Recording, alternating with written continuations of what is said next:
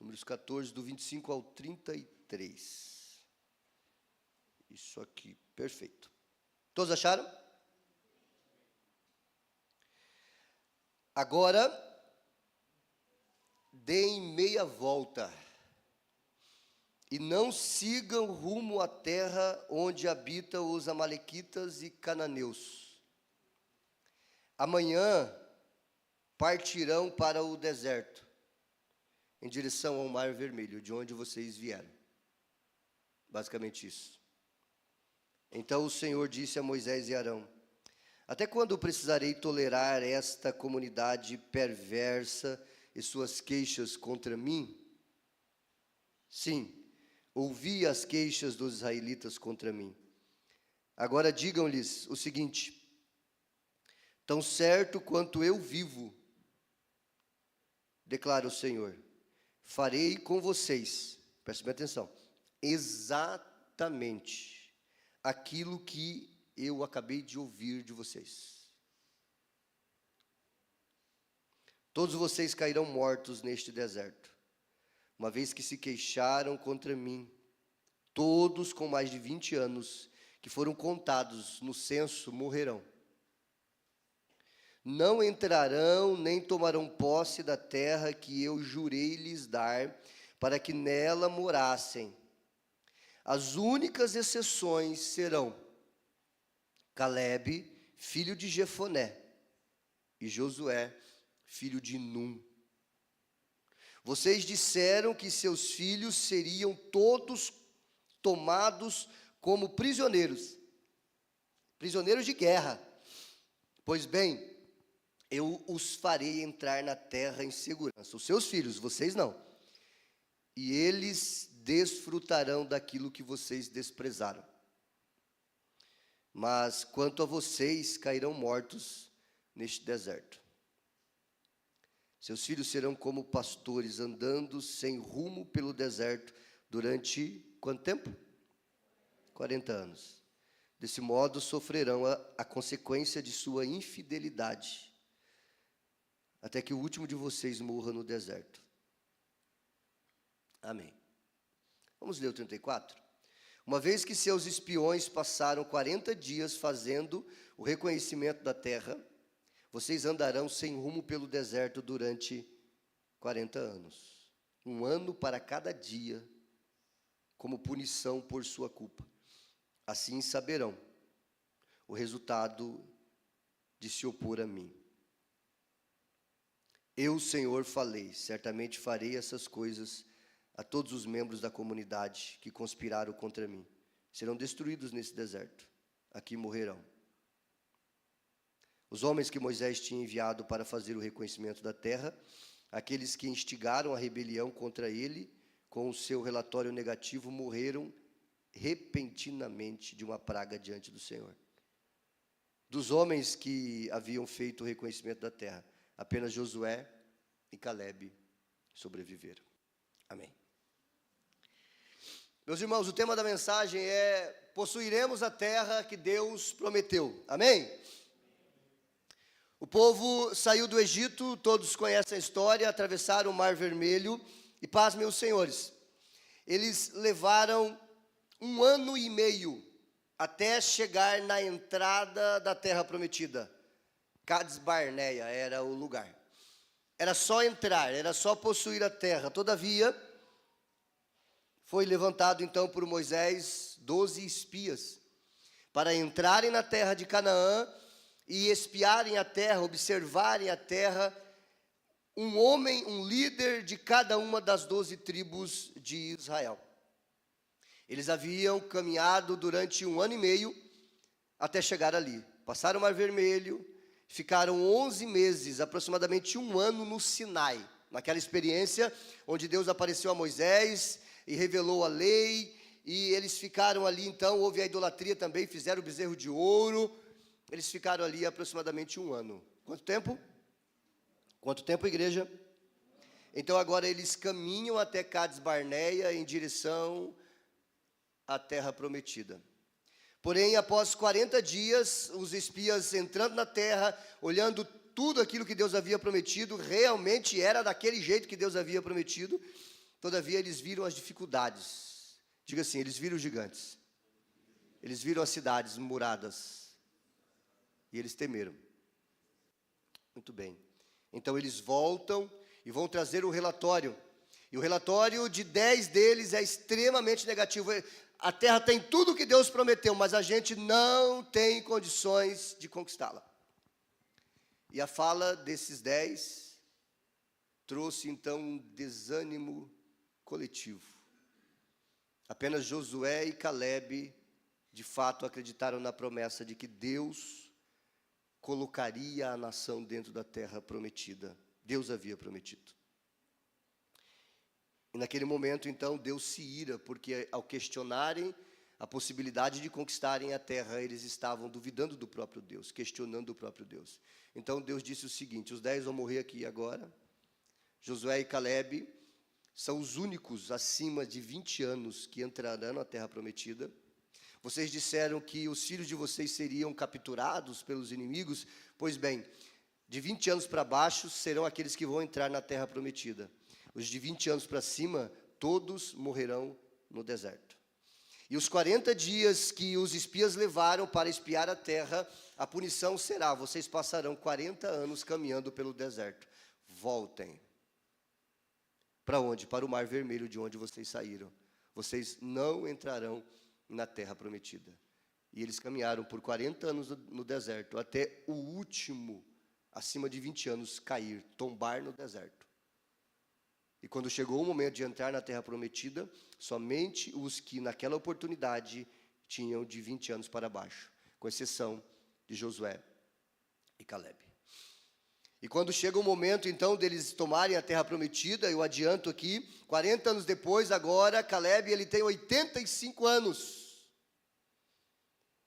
E você conhece essa passagem, quando é dado a ele, então, a porção da terra, ele diz assim: eu estou tão forte quanto há 40 anos atrás, para pegar a espada, para lutar e para possuir a terra. Calebe nunca murmurou. Calebe nunca questionou a promessa de Deus. Calebe confiou. E por isso ele entrou na terra prometida. Muito bem, mas não é exatamente sobre o Calebe que eu quero falar. Eu quero falar sobre o fato de que o Senhor, Ele nos deu a terra. E nós vamos possuí-la. Tem oportunidades que elas são únicas na vida. Ou você abraça, ou você dispensa. Essa geração teve uma oportunidade, mas a murmuração não deixou eles entrarem na terra prometida. E é a sua murmuração, é a minha murmuração que nos impede de avançarmos nos projetos que Deus tem para a nossa igreja, para a nossa família, para as nossas finanças, para a nossa carreira e assim por diante. É a murmuração, porque nós não mudamos, nós continuamos murmuradores. E lugar de murmurador é no deserto. Até a morte. Há momentos na caminhada cristã em que Deus coloca diante de nós uma oportunidade, uma promessa, uma porta aberta, mas entre nós e a promessa sempre haverá duas direções para olharmos. Ou você escolhe olhar para os gigantes, ou você escolhe olhar para o Deus que prometeu. Para onde você está olhando? Para o tamanho da dificuldade? Para o tamanho do gigante? Ou para o Deus que prometeu? Tem aquela historinha bonitinha do menino que estava olhando para o avião e ele disse para o papai: papai, aquele avião é muito pequeno. E o papai disse: meu filho, eu vou te mostrar a partir de uma outra perspectiva. Vem com o papai. Levou o garoto até o aeroporto e foi naquele mesmo avião que agora tinha pousado e ele perguntou: filho, esse avião é grande ou pequeno? Ele disse: é grande, papai. E esse menino havia perguntado antes para o pai qual era o tamanho de Deus. Então ele usou o avião para explicar. Deus é assim. Quanto mais longe dele, menor ele é para você.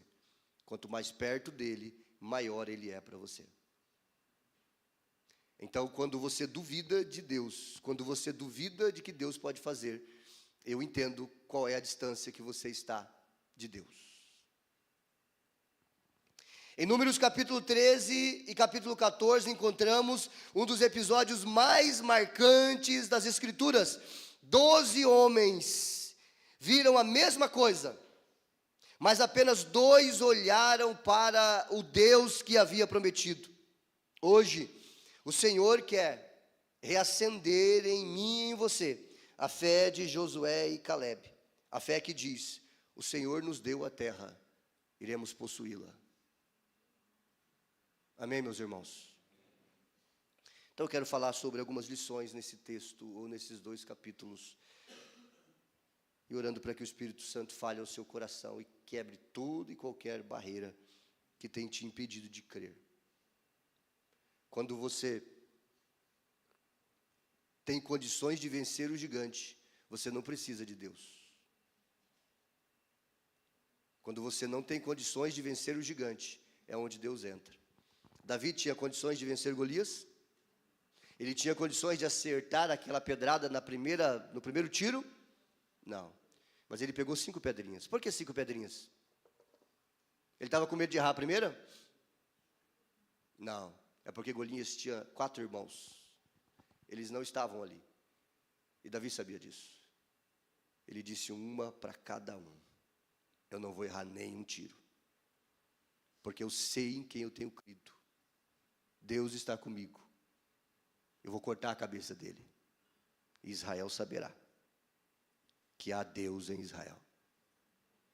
Você sente isso? Você se arrepia quando você ouve isso? Ou você fica assim: não, eu acho que o pastor está querendo... Seu lugar é no deserto.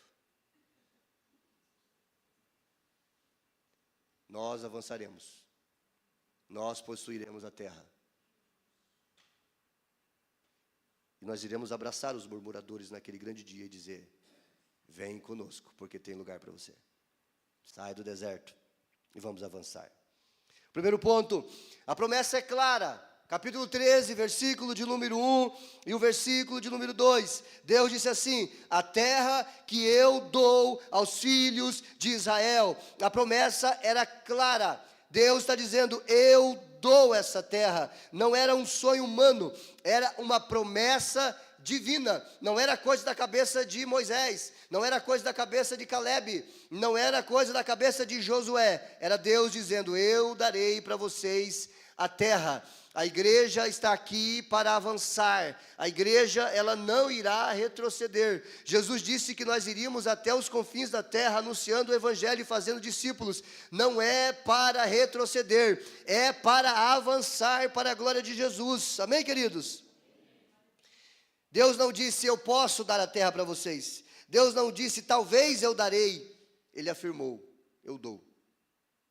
A terra é de vocês. Antes de enfrentarmos gigantes, precisamos nos lembrar do que Deus já disse. A guerra mais difícil não é contra os inimigos externos. A guerra mais difícil não é contra o Golias que Davi enfrentou, não é contra os gigantes que haviam na terra prometida, mas a guerra mais difícil é a interna, é a guerra do esquecimento daquilo que Deus já fez. Essa é a batalha mais difícil, é a nossa ingratidão. É a nossa incredulidade, é o nosso esquecimento, é a nossa memória curta de tudo que Deus já fez.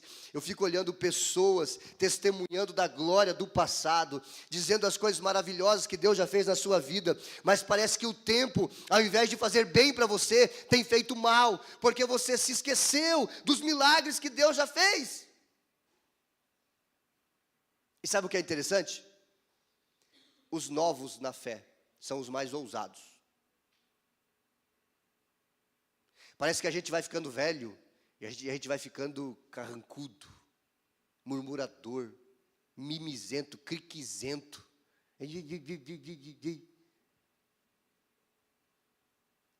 Pode ficar bravo comigo, não estou nem aí para você. Eu sou profeta de Deus aqui nessa manhã e eu vou dizer o que o texto está dizendo para você, aquilo que Deus quer falar. Nós iremos possuir a terra. Amém? Quando Davi chegou no lugar da batalha, os seus 3 irmãos eram soldados valentes de Saul. Abner era o soldado mais poderoso. Saul, o homem mais alto. Não teve um macho. com coragem suficiente ou com fé suficiente para descer e enfrentar o Golias. Um menininho de 16, 17 anos, franzino, ruivo, pequenininho, ele disse: quem é esse gigante? Quem ele pensa que ele é? Mas barbaridade, tchê, como diz o Gesiel Dias. Quem é esse louco, tchê? Para enfrentar o Deus de Israel? Então ele perguntou para os seus irmãos. E os irmãos disseram assim: você é presunçoso, você veio aqui, eu sei que você veio aqui para ver a guerra. Ele poderia ter dito: está todo mundo vendo a guerra. Eu não vim para ver, eu vim para guerrear. Eu vim para descer, enfrentar esse gigante. Fala lá para o Saul, que eu vou lá. Eu vou descer. Quando os crentes velhos não querem, Deus levanta os novos. Deus não precisa de você. Deus precisa de quem acredita, amém? Você só avança na vida cristã, meu querido, quando a promessa de Deus pesa mais do que o medo do desconhecido. Volte um pouquinho no passado, se lembre de tudo que Deus já fez. Ele falou, Ele disse que Ele daria, então Ele dará. Se lembre de tudo que Deus já fez na sua vida. Ele te tirou do pecado, Ele te tirou da lama, do lamaçal, Ele perdoou os seus pecados. Seu nome está escrito no livro da vida. Olhe para tudo que Deus já fez. Hebreus capítulo 13, verso 8, está dito que Jesus é o mesmo ontem, hoje e será eternamente. Ele não mudou. Ele ainda faz milagres. Como é que está a sua casa? Como é que está o seu casamento? Como está o seu trabalho? O Brasil está em crise, né? Como é que estão as suas finanças? É nesse momento em que nós temos a oportunidade de vivermos os milagres de Deus. O milagre não acontece quando você tem milhões na conta bancária, porque você não precisa do milagre. O milagre acontece quando a conta está zerada.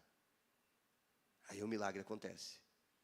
Nós precisamos ousar, amém, meus irmãos? Segundo ponto, capítulo 13, versículo 31 a 33, os olhos que enxergam problemas. Aqui eu quero que você dobre a sua atenção, seja corajoso e olhe para mim. Os olhos que enxergam problemas. Pessoas que só veem problemas. Não vai dar, não vamos conseguir. Por quê? Porque tem gigante. Os 10 espias viram a terra, mas eles focaram nas muralhas, eles focaram nos gigantes, eles focaram na própria incapacidade. E concluíram: somos como gafanhotos, seremos esmagados. Assim como você pensa no seu coração, assim é. Assim como você acredita, assim como você pensa no seu coração, assim é. Se você acha que você é como um gafanhoto você será. Se você acha que você é incapaz, que o seu Deus é pequeno, assim será. O seu Deus é do tamanho da sua fé. É como um avião. Quanto mais perto, maior ele é. Eles disseram: somos como gafanhotos, não conseguiremos. O problema não era os gigantes. Presta atenção. O problema era a identidade ferida. Eles não sabiam quem eles eram. Era uma questão de identidade. Eles não se viram como povo de Deus, mas como presas fáceis. Quem você é? Qual é a sua identidade? É tão bonito falar de Deus, né? É tão bonito falar de fé. É tão bonito contar a experiência dos outros. É tão bonito contar o milagre dos outros.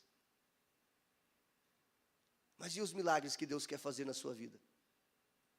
Só que para isso, você tem que fazer como Pedro. Imagine Pedro no barco. Se é o Senhor, mande que eu vá. Cheio de coragem, né? Vem, Pedro. Aí o Pedro, como é que você acha que o Pedro fez? Ele calculou para ver se ia afundar mesmo? Você não conhece o Pedro. Não, você não conhece o Pedro. O Pedro saltou sobre as águas e os pés se firmaram. Você já imaginou se fosse Tomé? Primeiro que Tomé nunca ia falar isso. Se é o Senhor, né? Ele não ia falar isso. Mas vamos imaginar que ele tivesse dito. Aí Jesus disse: então vem, Tomé. Aí Tomé, agora lascou. Mas vamos lá, eu vou tentar. Calma aí, Senhor. Ou Tomé, pensa no Tomé.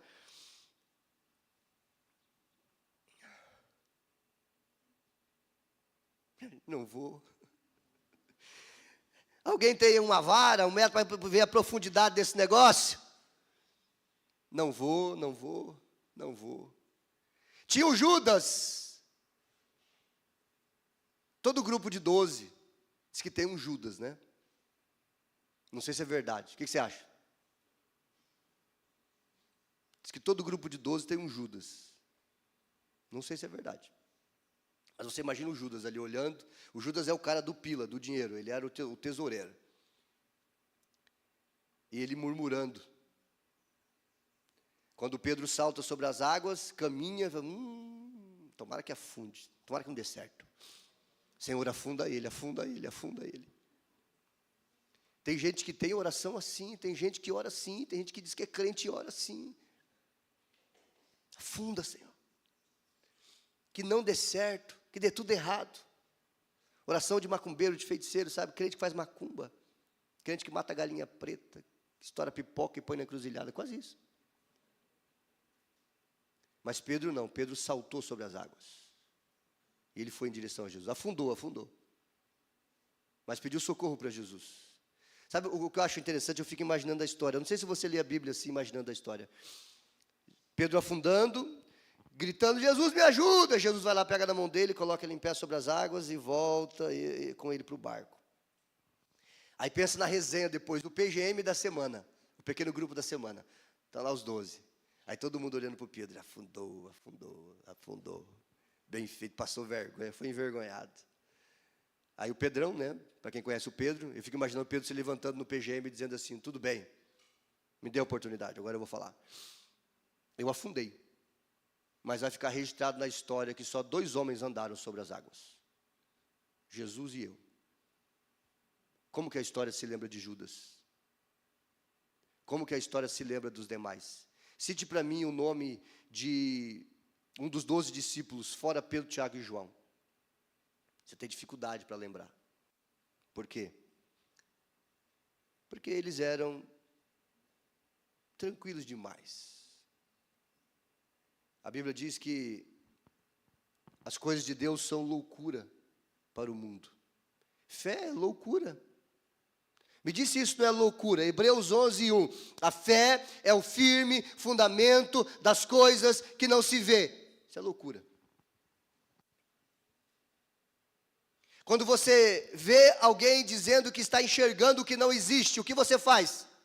Psiquiatria nele. Não são assim, doutores? É louco, psiquiatria. Esquizofrenia. Enlouqueceu. Ele está vendo que não existe. Hebreus 11:1. A fé é o firme fundamento das coisas que não se vê. Aleluia!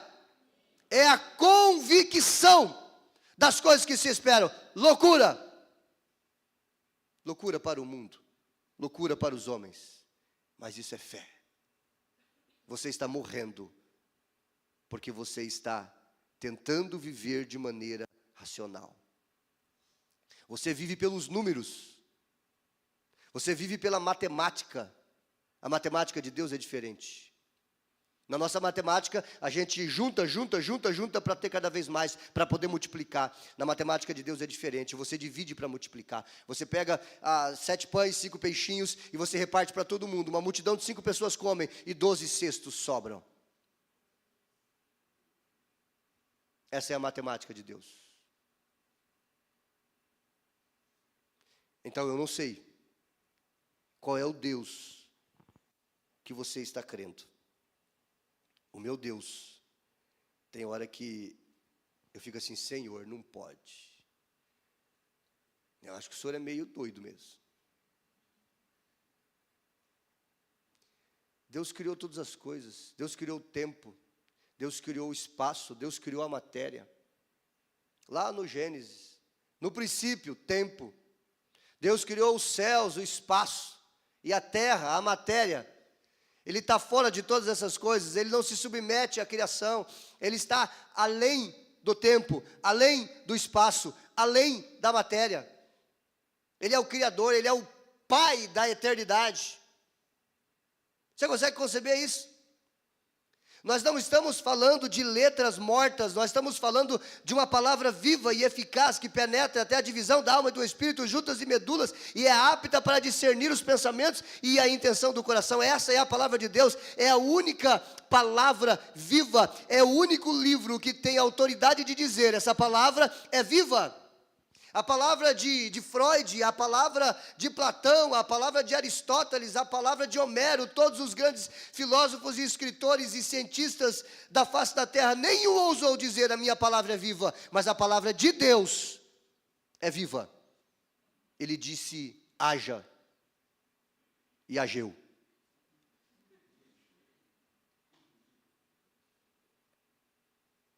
É bonitinho ver o pastor pregar aqui inspirado, né? Mas você crê nisso? Muito bem. Avançamos. Eles não se viram como povo de Deus, mas como presas fáceis. Quando perdemos a visão espiritual, tudo parece maior que nós. A fé enxerga a promessa, o medo amplia o problema. A fé enxerga a promessa, o medo amplia o problema. Talvez você esteja vendo os gigantes, o gigante do casamento, o gigante das finanças, o gigante do ministério, das emoções, da saúde, e você tem se prostrado diante dessas questões. Mas os gigantes não anulam a promessa, eles apenas atestam ou testam o coração. Todos os gigantes da sua vida é para testar o seu coração. Onde está o seu coração? Em quem você tem crido? Quem é o Deus que você confia? Talvez você esteja passando exatamente por essas dificuldades agora, achando que não tem saída, que não tem o que fazer. Eu quero dizer para você: olhe para o Deus que fez a promessa. Amém? Olhe para o Deus que fez a promessa. Terceiro ponto: os olhos que enxergam Deus. O ponto anterior: os olhos que enxergam os problemas. E agora, os olhos que enxergam Deus. Antes de entrar aqui nesse terceiro ponto, deixa eu contar uma historinha para você. Um empresário muito poderoso no seu país ali, sei lá se no Brasil, nos Estados Unidos, mas ele tinha uma fábrica de sapatos e ele queria abrir uma fábrica de sapatos em um determinado país. E quando um país pobre, e ele enviou 2 dos seus melhores líderes, dos seus gerentes, CEOs, e ambos foram espiar essa terra para poder ver a possibilidade de abrir uma fábrica de calçados. Quando voltaram, primeiro relato, primeiro disse assim: não tem jeito, não tem como ir para lá. Aquele povo não usa calçado, todo mundo anda descalço. Aí veio o relato do segundo. O segundo disse assim: patrão, bora, vamos construir as fábricas lá e vamos fazer sapatos, calçados. Tá, mas o seu companheiro acabou de dizer lá que ninguém usa calçados. Exatamente por isso. A gente tem um mercado muito aberto, a gente vai vender sapato para todo mundo. Como é que você tem olhado? Como é que você tem visto a sua vida, os problemas? Você consegue ver só os problemas? Só murmurar, só reclamar? Sabe por que tem pessoas que vão terminar a vida sozinhos? Porque eles só sabem reclamar. Só reclamam. Ó céus, ó terra. Sabe aquelas velhas chatas? Sabe? Aqueles velhos chatos, ranzinza. Ah, meu filho, sabe como é que é? A gente não quer nem tomar chimarrão com eles. Porque eles são ranzinzas. Porque eles são incrédulos, murmuradores. É legal ficar perto de uma pessoa murmurenta. Não sei se tem essa palavra, tem? Ranzinza, mimizenta. É legal? A gente sai assim cheio de vida. Quando você se aproxima de pessoas que têm vida, você sai vibrando. Quando você se aproxima de pessoas que têm morte nas suas palavras, você sai um pouquinho mais morto. Só que como você, analisa você, olhe para você. Olhe para o espelho, analise você, assista você, grave você, assista você.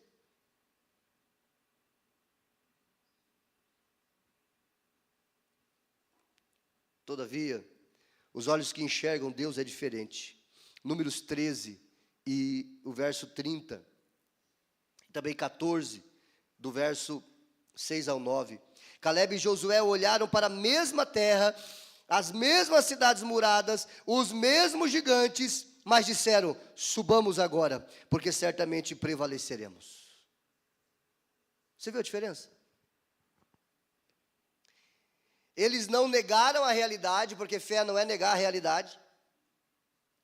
Quando Jesus chegou até o sepulcro de Lázaro, ele perguntou: cadê o presunto? Está lá, Senhor. Tira a pedra. Jesus não negou a morte. Estava morto mesmo. Não, Senhor, já tem 4 dias, está fedendo. Jesus não disse assim: não está fedendo, está cheiroso. Não, ele não negou a realidade. Estava podre. Mas ele disse: tire a pedra, Lázaro, vem para fora. E o que aconteceu?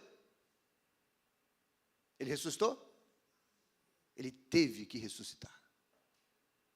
Porque Jesus é Deus, e a palavra dele é poderosa, a palavra dele gera vida. O Lázaro ressuscitou.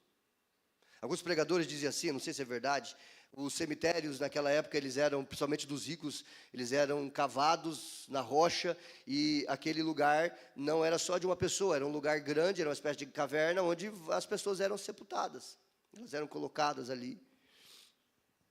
Então, eu já vi pregadores falando assim: por que Jesus disse Lázaro, sai para fora, e não sai para fora? Porque se tivesse mais mortos ali, todos iriam ressuscitar. O morto ia olhar para o outro assim e falou: mas ele não falou o nome, vamos embora todo mundo então, né?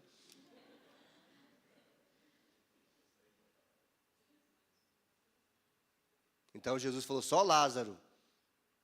Aí Lázaro saiu faceiro, né? O resto fica aí, eu estou indo embora. Ressuscitado. A fé não nega a realidade. Nossos olhos precisam enxergar a realidade, sim. O gigante é gigante. Davi, olhando para o gigante, ele não disse: o gigante é um anão. Não, ele disse: o gigante é um gigante, mas o meu Deus é maior. Amém, meus irmãos? Subamos, porque certamente prevaleceremos, disse Josué e Caleb. A fé não é fechar os olhos para o fato, é abrir os olhos para Deus diante do fato. Que a nossa oração possa ser como a oração de Josafá. Lá em 2 Crônicas, capítulo 20, verso 12, eles estavam diante de uma guerra onde o exército do inimigo era infinitamente maior. A ordem de Deus é: jogue as armas fora, pegue os músicos, coloque na frente, e vocês vão para a batalha cantando. Vocês vão para a batalha louvando. Quem se lembra dessa passagem? Josafá fez a seguinte oração: nosso Deus, acaso não executarás tu o teu julgamento contra eles? Porque em nós não há força para resistirmos a essa grande multidão que vem contra nós, e não sabemos nós o que fazer. Essa é a realidade. Ele não negou a realidade. Porém, todavia, entretanto, os nossos olhos estão postos em ti. Nós estamos olhando para o Senhor.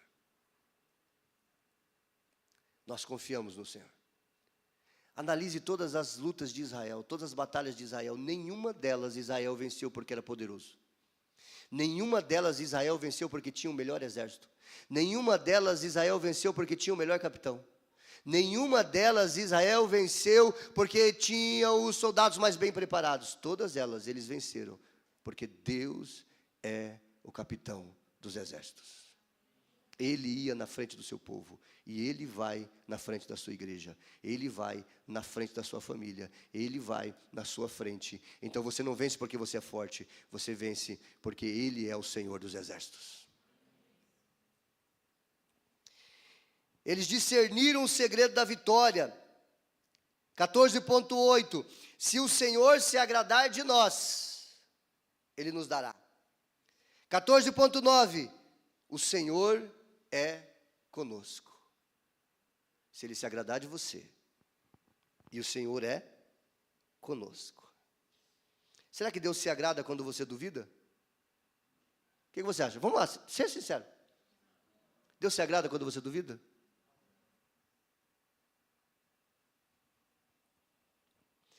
As maiores vitórias da vida cristã não vêm quando somos fortes, porque Paulo disse, não somos. É quando somos fracos que somos fortes. Então não adianta você esperar ter todos os recursos nas mãos. Quando você tiver, você não precisa de Deus. Você precisa só dos seus recursos. Entende? Deus olha assim, não, você não precisa. Senhor, faz um milagre. Que milagre? Você tem aí 1 milhão, 2, 3, 10 milhões na conta bancária. Você faz o que você quiser. Você não precisa de milagre. O milagre acontece quando você não pode fazer mais nada. Porque você não vai poder dizer assim, foi o dinheiro. Você não vai poder dizer, foi a minha força. Nós não precisamos de dinheiro, nós precisamos de visão. Nós precisamos de fé. O recurso é consequência da sua fé. O recurso é consequência da sua visão. Primeiro nós vemos visão. Visão. Não é ver o concreto, é o ver da fé. Nós avistamos lá na frente, está lá, e eu vou chegar lá. Esquecendo das coisas que ficam para trás e avançando para frente. Para o prêmio da soberana vocação em Cristo Jesus. Amém, meus irmãos? Muito bem, ponto 4, e a gente já vai para a conclusão, Números capítulo 14. A rebeldia que nos afasta da promessa. Agora seja forte, segura aí. O povo chorou. O povo murmurou. Está lá no capítulo 14. Vamos ler? Capítulo 14, versículo 1 ao 4. Olha só. Então toda a comunidade começou a chorar em voz alta, continuou em prantos a noite toda. Suas vozes se elevaram em grande protesto. Contra quem? Contra quem, irmãos? Moisés e Arão. A liderança sempre apanha, né? Ah, se ao menos tivéssemos morrido no Egito. Ou mesmo aqui no deserto, eles diziam. Dá vontade de matar, não dá? Ah, se eu sou Deus. Você já pensou assim, se eu fosse Deus eu matava tudo. Às vezes eu entendo o dilúvio, sabe? Às vezes eu entendo. Vai dizer que você nunca pensou assim. Ah, se eu fosse Deus. Porque o Senhor está levando para essa terra, porque o Senhor está nos levando para essa terra, só para morrermos em combate. Nossas esposas e crianças serão capturadas como prisioneiros de guerra. Não seria melhor voltarmos para o Egito? Disseram uns aos outros, vamos escolher um novo líder e voltar para o Egito. Olhe para a pessoa do seu lado e pergunte para ela assim, você quer voltar para o Egito? E aí? Quer ou não quer? Lá ficar fazendo tijolo para o faraó, levando chibatada nas costas, eita coisa maravilhosa, naquele sol quente, toma miserento. Ah, alguns diziam, cebolas do Egito, que saudade. Vai para lá, vai para lá. Eu estou avançando em direção à terra prometida, amém? Em direção à terra prometida. O povo chorou, murmurou, desanimou. Mas onde é que isso aconteceu? Presta atenção. Eles estavam na porta da terra prometida. 1 ano e meio que tinham saído do Egito. Eles estão na entrada, na porta da terra prometida. É um passo, é só entrar, é só conquistar aquilo que eles haviam sonhado, aquilo que Deus havia prometido. Eles estavam na porta da terra prometida. E não foram os gigantes que impediram eles de entrar. Foi o coração rebelde e incrédulo. Diga assim, não foram os gigantes. Foi o coração. A murmuração é a linguagem de quem esqueceu quem Deus é. Saudades do Egito sempre aparece quando a fé enfraquece. Eu vou repetir, a saudade do Egito sempre aparece quando a fé enfraquece. Ah, o Egito. Já viu aquelas pessoas que vão contar o testemunho de conversão delas? Ah, quando eu não era crente. Ah, Mas hoje eu sou crente. Aí você fala, vai, o que você está fazendo aqui? Vai embora. Vai lá pro Egito. Você está com saudade? Você conta assim com uma alegria. Quando eu vai. Jesus tem sido um fardo para a sua vida. A vida de fé tem sido um fardo. É melhor ser feliz aqui. O inferno, tudo bem, é a eternidade. Mas vai curtir a vida, pelo menos aqui, né? Ficar sofrendo aqui na igreja, ouvindo esse pastor louco aí falando essas coisas. Saudade do Egito sempre aparece quando a fé enfraquece. Quando a fé some, o passado parece mais confortável que o futuro. Não é assim? Devemos tomar cuidado com a murmuração, ela pode atrasar, presta atenção, a murmuração pode atrasar em anos aquilo que Deus queria te entregar hoje. A murmuração, a incredulidade pode atrasar em anos, 40 anos, aquilo que Deus quer te entregar hoje. E por fim, o quinto ponto, a fé que nos faz possuir a terra. Versículo 24 e o versículo 30. Deus disse que apenas 2 entrariam na terra. Quem são eles? Quem são eles? Josué e Calebe. Por quê? Porque eles creram. Eles estavam dizendo, possuiremos a terra. O Senhor nos deu, possuiremos a terra. Eles não tiveram fé porque a terra era fácil. Não, a terra era difícil mesmo, tinha gigante. Mas porque Deus era fiel. Porque Deus tinha prometido. A fé não nasce da paisagem, daquilo que você vê. Não, não é dali que nasce a fé. A fé vem da palavra. A fé vem pelo ouvir, e ouvir da palavra de Deus. A fé não vem das circunstâncias. A fé vem da palavra. Se está faltando fé, está faltando palavra. Se está faltando fé, está faltando Bíblia. Se está faltando fé, está faltando conhecer mais sobre o seu Deus. Possuir a terra exige movimento. A promessa é dada por Deus, mas a posse é tomada pelos passos de fé. Deus prometeu, mas você tem que dar os passos de fé. A terra que Deus prometeu para a sua vida não será tomada com preguiça, mas com coragem, perseverança e confiança na palavra de Deus. Provérbios capítulo 6, verso 6. Vai ter com a formiga, preguiçoso. Olhe para os seus caminhos e ser sábio. Preguiçoso não herdará. A promessa é para aqueles que colocam a mão no arado e não olham para trás. Conclusão. O Senhor já nos deu a terra. Último ponto, ou conclusão. O Senhor já nos deu, pode passar. O Senhor já nos deu a terra. Vamos repetir? O Senhor já nos deu a terra. Mais uma vez, o Senhor já nos deu a terra. Deus não mudou. A palavra dele não venceu o prazo. A promessa não expirou. Os gigantes não cresceram. Apenas o nosso medo deu voz a eles. O Senhor nos deu a terra. Vamos possuí-la. O que você tem colocado na presença de Deus em relação à sua vida, às suas questões pessoais, o seu trabalho, os seus sonhos, porque Deus está preocupado com os seus sonhos, sim, e principalmente com os sonhos que glorificam o nome dEle. Você tem desistido? Ou você tem confiado? Você vai avançar, você vai conquistar, em nome de Jesus, amém? Possua, meu irmão. Possua a terra da restauração do seu casamento, diga amém. Possua a terra do seu ministério frutífero, diga amém. Possua a terra da sua cura emocional, diga amém. Possua a terra da vitória sobre o pecado, diga amém. Possua a terra do propósito, diga amém. Possua a terra da promessa, diga amém. Porque quando Deus fala, Deus cumpre.